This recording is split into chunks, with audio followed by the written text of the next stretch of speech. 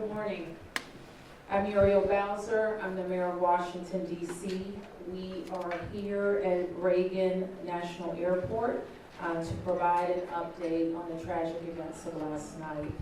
I'm joined by U.S. Transportation Secretary Sean Duffy, D.C. Fire and EMS Chief John Donnelly, American Airlines CEO Robert Eisen, the MWA, the Metropolitan Washington Airports Authority CEO Jack Carter, United States Senator Mark Warner, United States Senator Tim Kaine, U.S. Representative Don Beyer, as well as the Chief of the Metropolitan Police Department, Pamela Smith. And we are joined by first responders from across the Metropolitan Washington region. I speak for all of us when I say, and certainly all Washingtonians, how very sad we are for American Airlines, for the United States Department of Defense, and for all Americans for the loss of life that happened with the collision of these aircrafts. We know that includes families from across our region, as well as in Kansas and across the country. This morning, we all share in a profound sense of grief. I do want to thank the first responders who acted quickly last night, who ran towards danger, went into a very frigid river, and have worked throughout the night. Chief Donnelly reported in last night's briefing that we have a strong mutual aid agreement in our region, and those teams have worked together throughout the night in really tough and heartbreaking conditions. And we should all thank them for their heroic efforts.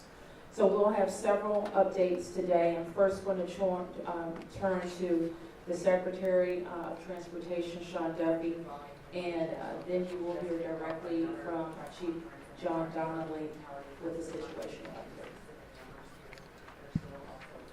Thank you, Mayor. Again, Sean Duffy here, Secretary of Transportation.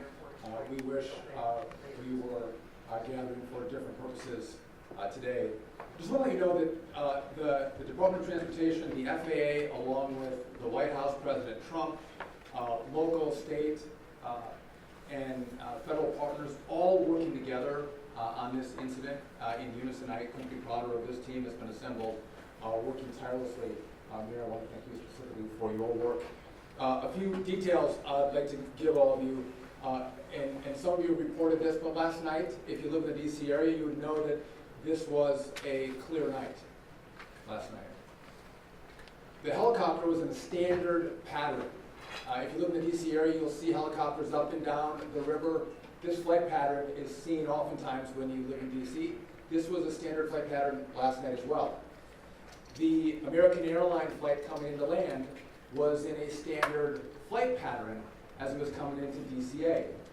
So this was not unusual with a military aircraft flying the river and aircraft landing at DCA.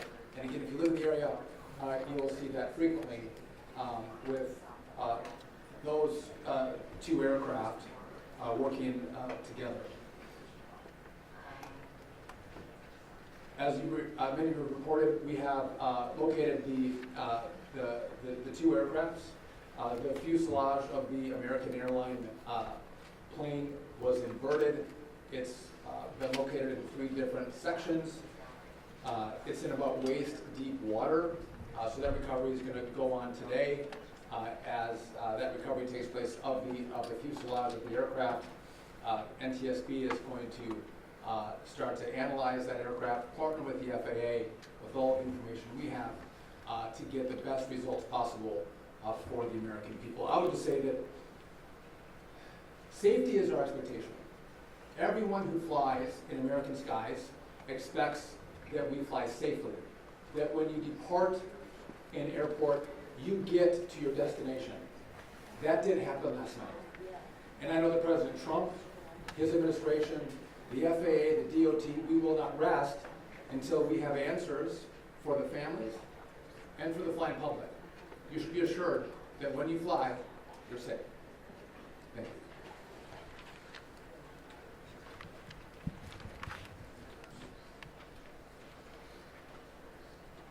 Thank you, Secretary. Thank you, Mayor. I'm joined today with Fire Chief Bonnet from the Metropolitan Washington Airports Authority, and I'm John Donnelly, Chief of the District of Columbia Fire and EMS Department. Last night at 8:48, the control tower sounded an alert, which alerts responders to respond to a report of an aircraft crash on or near the airport. That sets off an immediate response from the Airport Authority Fire Department, from the District of Columbia and Metropolitan Harbor Patrol fire boats and other fire boats on the river in order to support that type of operation. Very quickly, this call escalated. It became, the responders realized that they had a plane crash and immediately escalated to a response that ultimately included about 300 people last night. These responders found extremely frigid conditions. They found heavy wind. They found ice on the water, and they're operated all night in those conditions.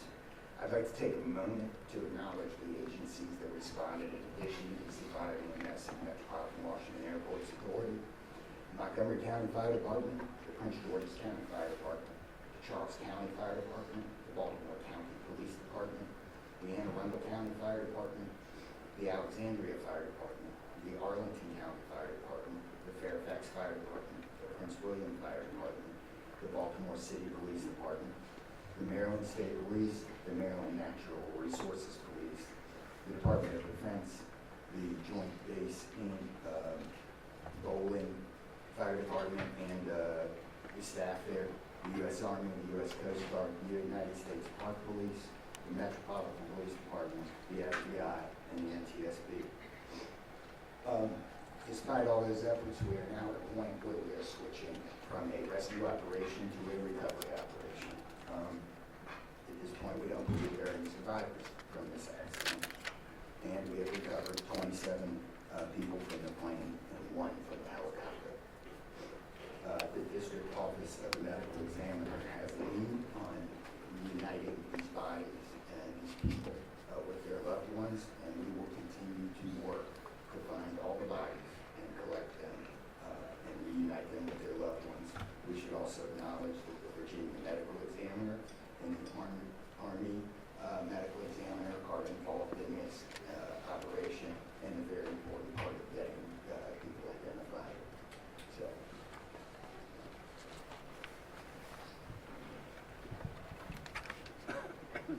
Our hearts are certainly with all of the crew in American Airlines, and we'll hear from CEO Ison. Thank you, Mayor. Good morning. I'm Robert Ison, the CEO of American Airlines. I want to express my sincere condolences for the accident that happened at D.C. last night. We're absolutely heartbroken for the family and loved ones of the passengers and crew members, and also for those that were on the military aircraft. Our focus right now is doing everything that we can to support all of those involved and also the PSA Airlines team. This is devastating. It's, we are all hurting incredibly. We urge any family and friends looking for information about their loved ones to call our designated helpline, and that's at 1-800-679-8215. 1-800-679-8215. And here's what I can share at this early stage. American Eagle Flight 5342, operated by PSA Airlines, traveling from Wichita, Kansas to Reagan National Airport, was involved in an accident just before 9 p.m. local time on final approach into Reagan National. It collided with a military aircraft on an otherwise normal approach, and at this time we don't know why the military aircraft came into the path of the PSA aircraft. Flight 5342, a CRJ 700, was under the command of 4 crew members. They carried 60 passengers, as you know, for a total of 64 people on board. In addition to local resources already here in D.C., American Airlines has activated our care team, and that's a group of specialists that are trained to support these types of responses. These team members are on site or arriving soon, And additionally, we have members of our GO team that are on ground here in DC, and they're being deployed with resources to do everything that we can to take care of the needs of the families and the loved ones of the passengers and crew members. And that is our sole focus. And we're so grateful for the first responders. They've been working through the night, courageous efforts. And we're actively working with local, state, and federal authorities on emergency response efforts and closely coordinating with PSA Airlines as they cooperate fully with the NTSB on the investigation.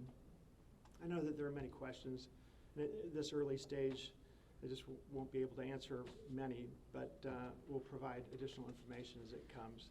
Thank you. I want to introduce the Metropolitan Washington Airports Authority CEO, Jack Potter. The authority manages Reagan Washington National and Dulles International. Good morning and thank you, Mayor. First, let me begin by expressing our condolences for all the victims of this flight and for their families. There's a lot of grieving going on, and so we're very sympathetic to that. I want to echo what was said about the first responders. When there's a problem in this area, everybody drops everything and they rush to wherever the problem is. So I want to thank the chief, the entire team from Washington, D.C., but just as important, the list of folks that the chief described. Federal authorities have been here en masse, and so a lot of effort was brought to bear. Unfortunately, we weren't able to rescue anyone, but we are in the recovery mode right now. And I just want to, last night I expressed the fact that we hope to open at 11 o'clock today, and that is still the case. We're going to open the airport at 11 o'clock. And again, condolences to the families, and thanks to the many, many who are still out there working very, very hard to complete this recovery. Thank you, Mayor. I do want to acknowledge that the Virginia Transportation Secretary is here, in addition to the Alexandria Mayor, and I will like to ask members of the Virginia Congressional delegation to the podium next. U.S. Senator Mark Warner, followed by Tim Kaine and Representative Don Beyer. Thank you, Mayor. I want to join with everyone else and express my condolences for the victims. For folks who don't live in the DMV, we are made up of a lot of jurisdictions. Reagan Airport's in Virginia. Across the river we have Maryland, obviously the district, but as been indicated by the chief, when tragedy happens, all those distinctions between the various jurisdictions and our federal partners all disappear. And I want to again thank all the first responders. On a personal note, I'll just add that literally I now know I was coming back from the district from a dinner to my home in Old Town Alexandria. And while I did not see the collision, I wondered, I'd never seen this many red lights streaming towards the airport and across the river in Maryland about this time. My phone started blowing up and I realized that this accident had taken place. There'll be a time to figure out, I know NTSB will have a briefing later in the day, but to the victims, our condolences. To the first responders, our thanks. Sorrow, thanks, and questions. So sorrow, as all have expressed, to the crew, to the passengers, to the soldiers, to their families, to their friends, to their loved ones, to people who are still trying to get information and unsure whether their loved ones have been lost. We offer our profound condolences to them and our sorrow for this tragedy. Thanks, I'll echo, Mayor, what you began with. When you see a challenge like this and you see people from so many different agencies, local, state, federal, with different uniforms, different badges, but working in such a coordinated way, even in the midst of a tragedy, it does give you a sense of appreciation and pride in people's willingness to come to the danger and work together. And I started to see that as a local official 30 years ago in Richmond, and definitely have seen it here. And then finally, questions. There are going to be a lot of questions, obviously, a lot of questions. And that's what the NTSB's job is to be an independent investigator of incidents like this. And they are here. We were in dialogue with them earlier today. They've been here since they got the alert, and they will be doing the work and playing lead in answering the many questions that we have. And that's as it should be. It's not a time to speculate. It's a time to investigate and get answers to the questions we need, and I have confidence that will be done. Thank you. Following up on the senator, I think grief, thanks, and service, with millions and millions of Americans traveling every year, we are all grieving, knowing that it could have been our loved ones, it could have been us. And our hearts go out to all those who have lost folks. In a most partisan place, also, I'm really thankful that Democrats and Republicans, people from all over, have come together to try to make sure that people are served. As a local representative, I want the families to know that our office is available to serve you in any way we possibly can through this time of grief and transition and loss. And then also just note that we're deeply grateful for the people who risked their lives last night on a moment's notice and spent the whole night on the river in the ice and the wind, serving us. And then finally, as Senator Warner noted, after the NTSB investigation, we've got to make sure that at the federal level and with the support of Virginia, Maryland, D.C., we're doing everything we can to make sure this does not happen again.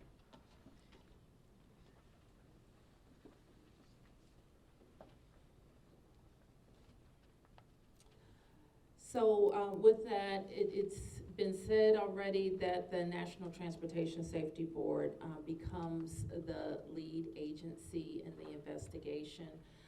Our jurisdiction in DC, where the crash occurred over the river, concludes as we, in the leadership role of the Unified Command, as we shift to a recovery effort. We expect the National Transportation Safety Board to provide briefings to the press later in the day. So at this point, we can take a few questions. Yes? Can you say without a shadow of a doubt that people are safe to fly? What we can talk about today is what happened here with the collision of these vehicles. We've said what we know, and that the National Transportation Safety Board continues to investigate. I don't know that any of us have been briefed on anything that would suggest any other aircraft are implicated. Yes? You're still missing 30 plus people in the water. What are some of the challenges in recovering them right now? Chief? So the rescue operation, or the recovery operation, goes on. It's a lot of touch and feel in the different parts of the plane or in the helicopter, and the crash area is a little spread out, so we've got some work to do. And I think it's a pretty normal type of situation. I don't think it's extraordinary. How spread out is this debris field? So the wind started blowing last night, so we've had debris travel from the airport down as far as the Wilson Bridge. Mile-wise, how far is that? I couldn't tell you. Okay. Less than a mile. This is a question for CEO Carter. You're going to open the airport at 11 o'clock this morning. How are you going to do that? And what impact is that going to have on operations, on passengers, on people's anxiety? How are we going to do this? Well, we're going to open the airport at 11 o'clock. It's safe. We've worked with all the federal agencies, FAA, and it's been determined that we can open that airport safely. The recovery effort that's on our property is on the waterfront. Our primary runway, 119, will be open. It's away from any activity. We're going to have a secure area around that, so all are comfortable that we can get back to operations. Now, each airline will announce or communicate to their passengers what their operations are going to be. Obviously, their networks were disrupted overnight, and so we might have a slow recovery, but the bottom line is we will begin to have aircraft moving in and out of this airport at 11 o'clock. Okay, so 1, 2, 3. Has the flight recorder been recovered, the black box at all? I don't think we can say anything about what's in TSB's purview. You mentioned the airport opens 3 hours from now. There's a lot of helicopter traffic from the military, U.S. Park Police, and all that. Will helicopters be flying right through here as well, beyond the recovery efforts? I don't know the answer to that. Jack, do you have anything to add? We don't have anything to add about that. Yes. This is for Secretary Duffy. Can you reassure Americans that the U.S. still has the safest airspace in the world? So the question is, can I guarantee the American flying public that the United States has the most safe and secure airspace in the world? And the answer to that is absolutely, yes, we do. We have early indicators of what happened here, and I will tell you with complete confidence, we have the safest airspace in the world. What's next? When it comes to informing these families who've tragically lost their loved ones, what has that looked like so far? Have any of them been informed? The flight manifest, is there any details you can provide on that front? Can you add anything? All I can say is that we have published the 1-800 number. We have family assistance centers set up here in DCA. We do in Wichita as well. I'm not at liberty to give the number of families that have been that have used those services, but we are making that use. We have over 100 team members that are either here or on their way that are specially trained to work with family members, handle travel arrangements, hotel arrangements, incidentals, to make sure that we're taking care of people in any way that they can. As you know, as our teams are hurting and suffering, as our passengers and their families need assistance, we're doing everything we can. I don't have any more information on that right now. Mayor? You next.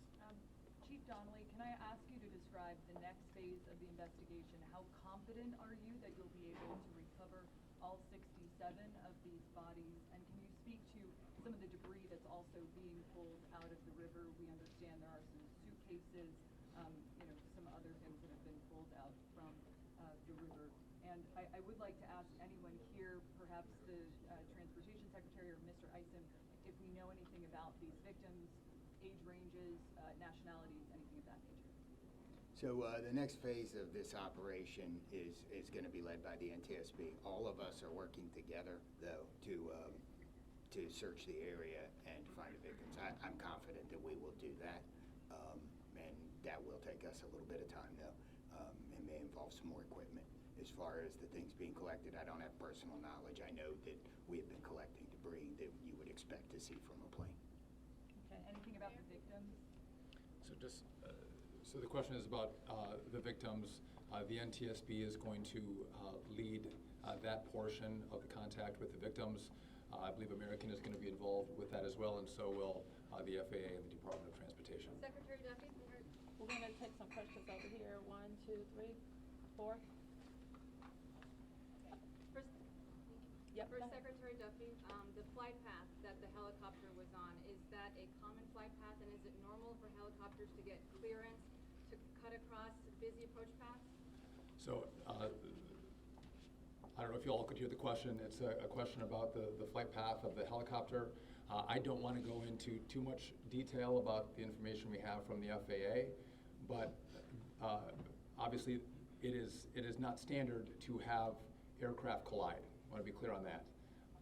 But prior to the collision, the flight paths that were being flown from the military and from American, that was not unusual for what happens in the DC airspace.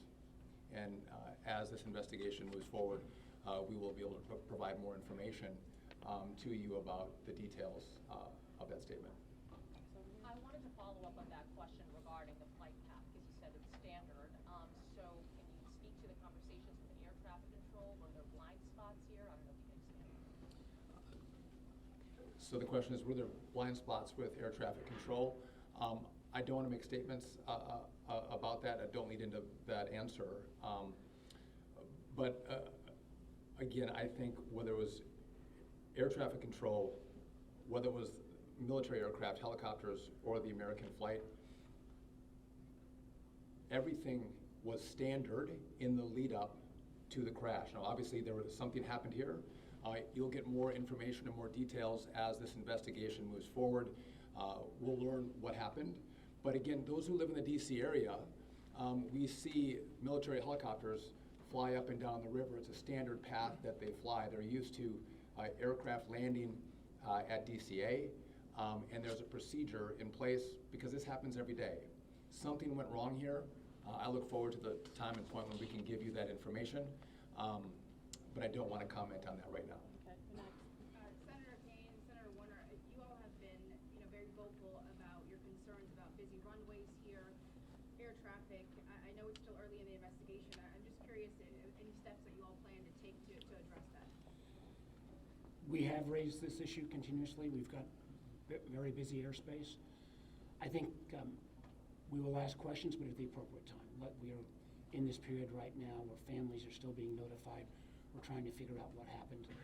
There'll be time for those discussions, I think. Yeah, I'd just say the same thing. We've been pretty plain about our concerns, but it isn't a good time to speculate right now. We have faith that the NTSB will provide the answers about this. Okay, you four up here, and I'm going to take three in the middle, and then we're going to have to wrap. 1, 2, 3 after this, young man. Thank you, appreciate it. Chief, I know, again, I can imagine it must be traumatic for your first responders to have to deal with this. How are they doing right now, and are you all going to be offering any services to help them as they process this? So thank you for the question. Our first responders are resilient people, but yes, this call will be hard for them. Our peer support teams are already engaged with the responders, and we'll be following up on that to make sure that they're okay. But I think the concern is real. Okay. Thank you, Ms. Barry. What kind of communication was there between the helicopter and the tower, the plane and the tower, and the helicopter and the plane? I don't want to say too much on the communication between the helicopter and the tower and the airline and the tower, but I will say this: there was communication. It was, I would say, standard communication. So there was not a breakdown, if that's your question, in communication between the military helicopter and the American airline flight. There was communication between the aircraft and the tower. Was the plane aware there was a helicopter in the area?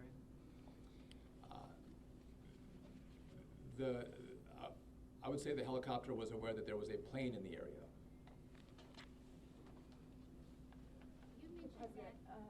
So the president, you said yesterday that you called into the briefing room. Has he returned to the briefing room since then? Have you spoken?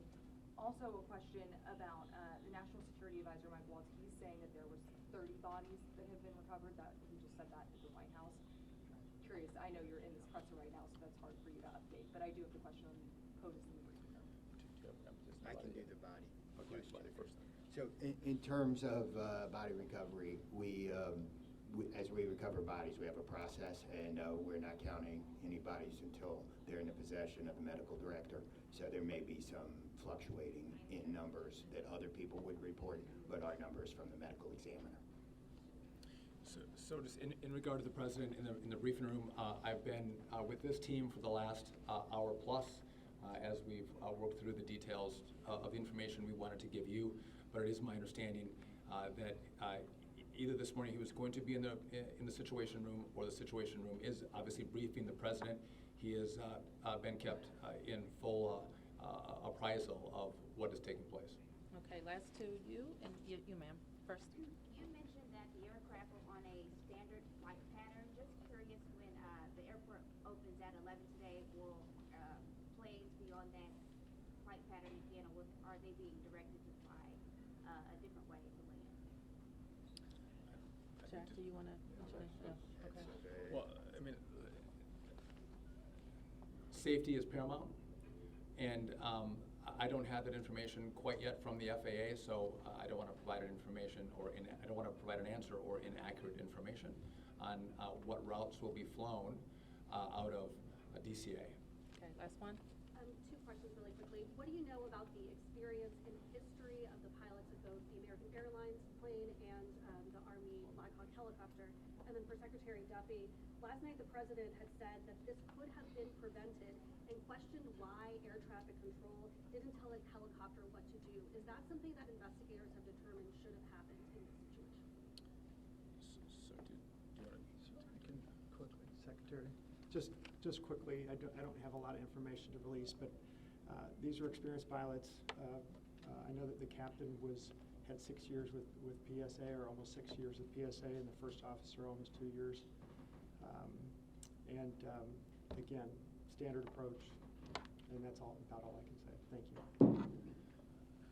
In regard to the military, I don't have information in regard to the experience of the military pilots. I would just note that this was classified as a training mission. Sometimes people could think that a training mission is someone who is inexperienced in the cockpit.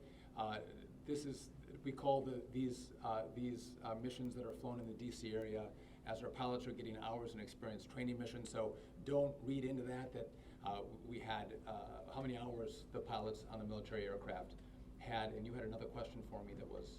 Last night, the president had said that Yep. this could be prevented, and also that air traffic control, questioning why they may not have communicated with the helicopter, telling them what to do.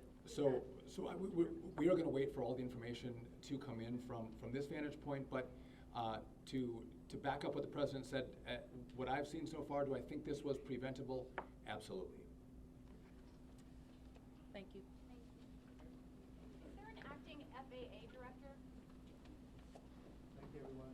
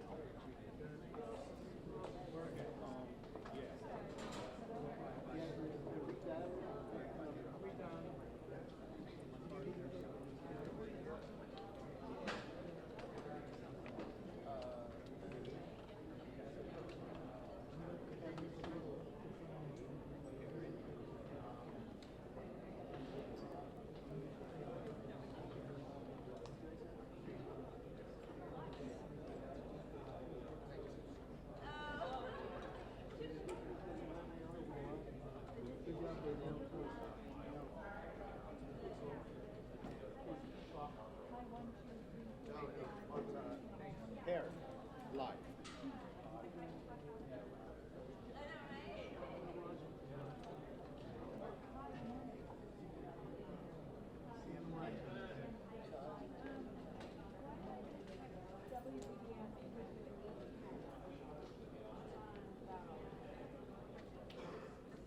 Oh, that was